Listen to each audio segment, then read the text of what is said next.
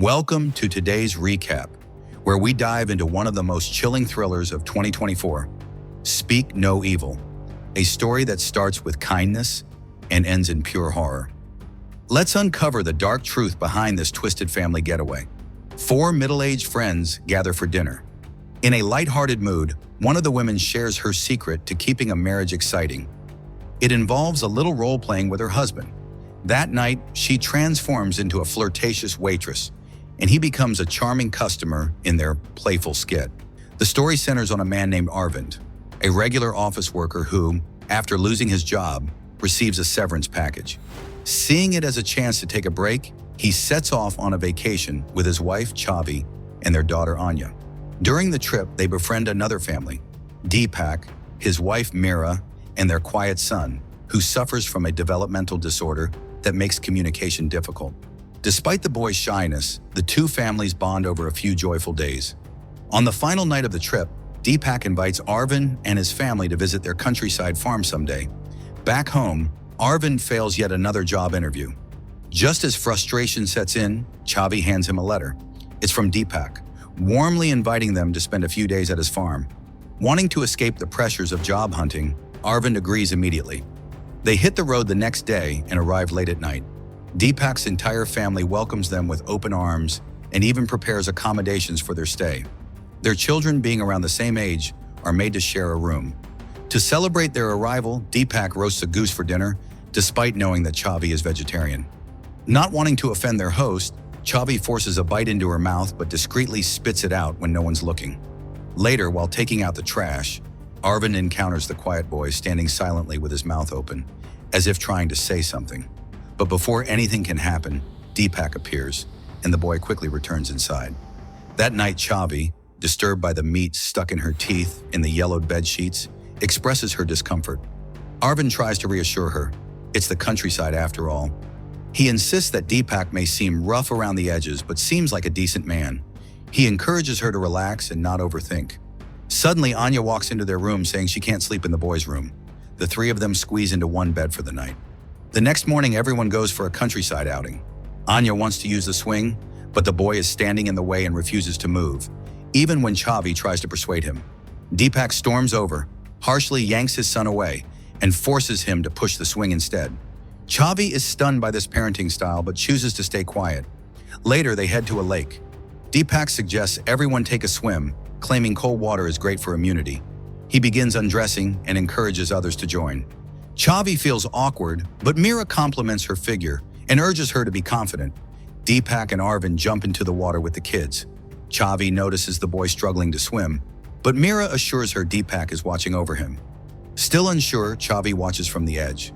Back at the house, Chavi tells Arvind she's deeply uncomfortable, not just with the environment, but with how Deepak and Mira treat their son. They plan to leave under the excuse of Chavi having neck pain. But before they can act, Mira walks in saying Deepak has made dinner reservations at a coastal restaurant with an excellent chef. Feeling cornered, the couple agrees to join. While getting ready, a stranger enters the house. Mira quickly explains he's their trusted babysitter. Apparently, the kids weren't invited to dinner. Chavi is hesitant to leave Anya alone, but the babysitter quickly charms the kids, easing her nerves.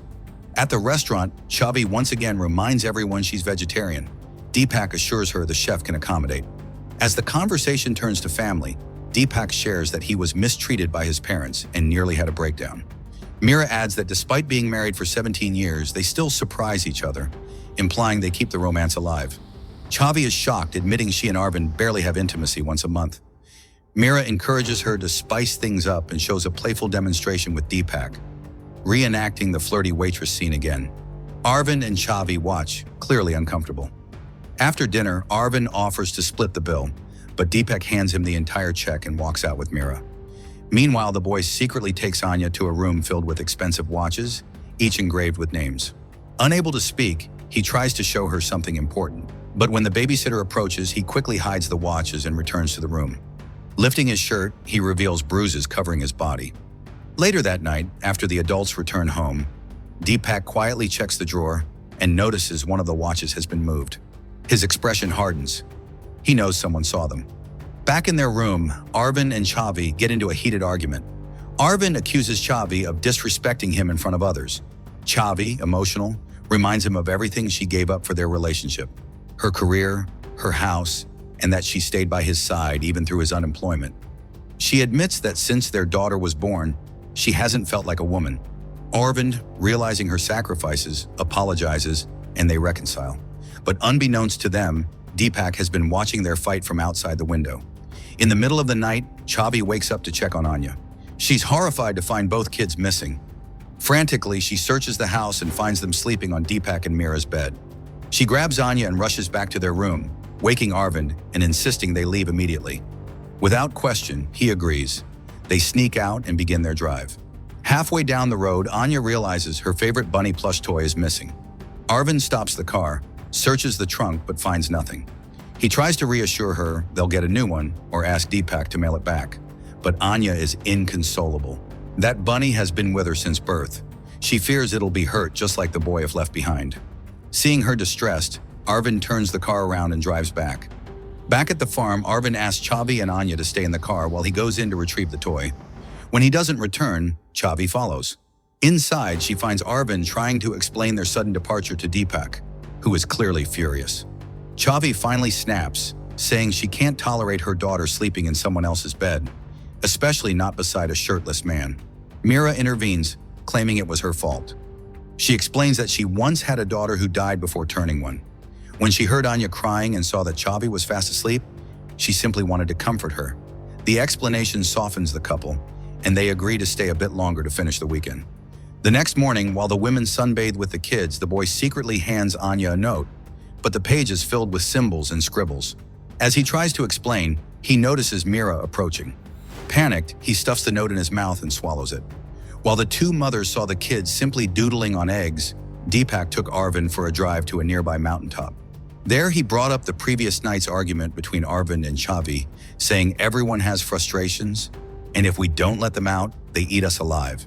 Deepak shouted into the mountains to release his emotions and encouraged Arvind to do the same.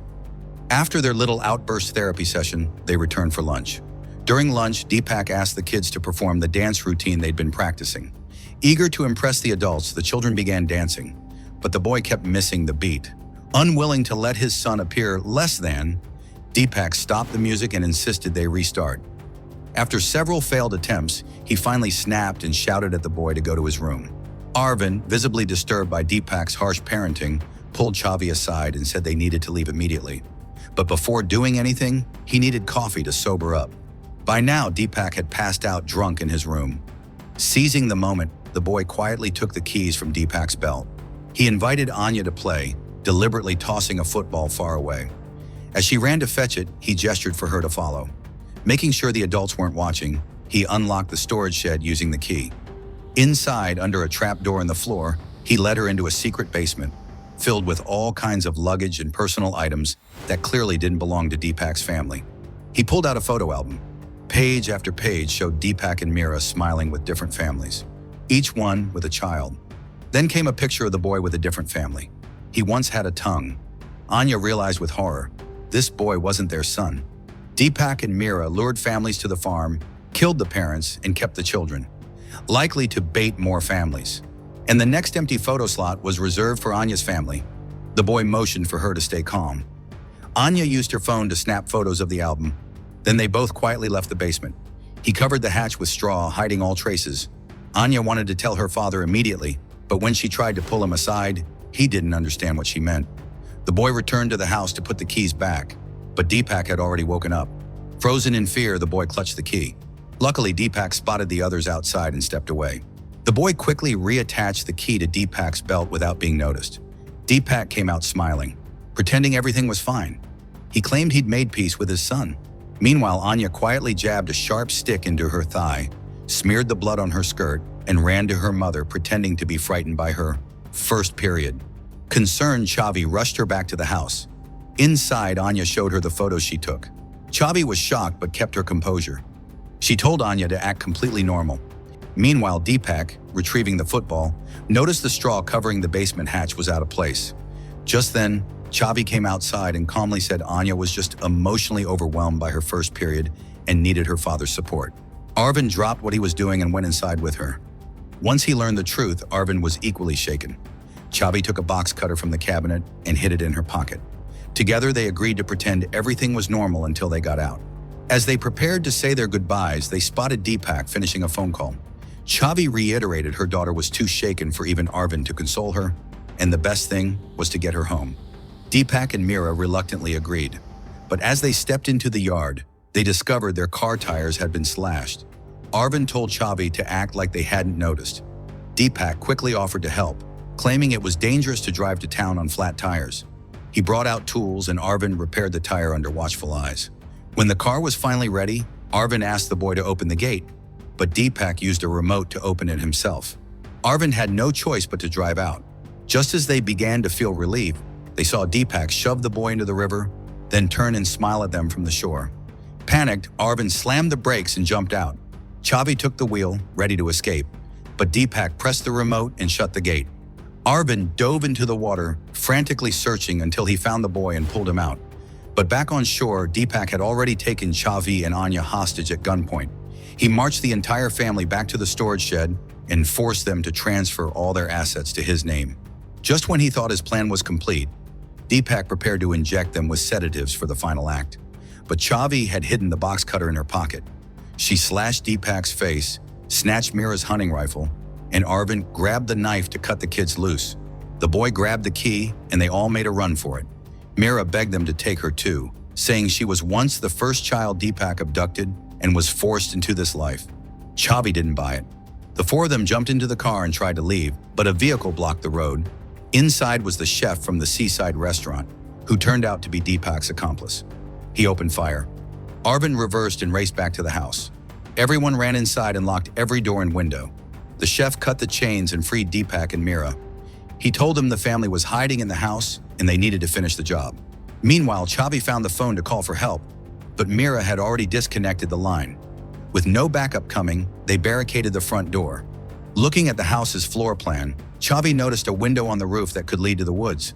But Arvind warned her. The men outside had guns and were skilled nighttime hunters. With kids in tow, it was too risky.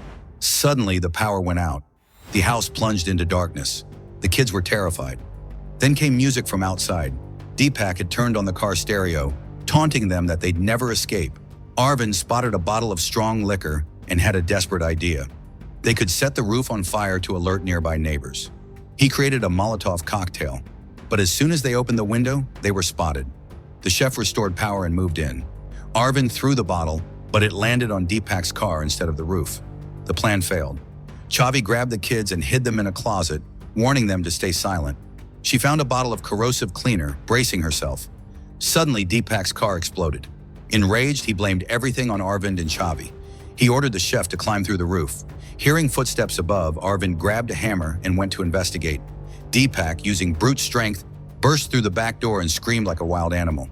Chavi found a metal fork, and just as Deepak tried to break into the room, she stabbed his arm, buying time to flee upstairs.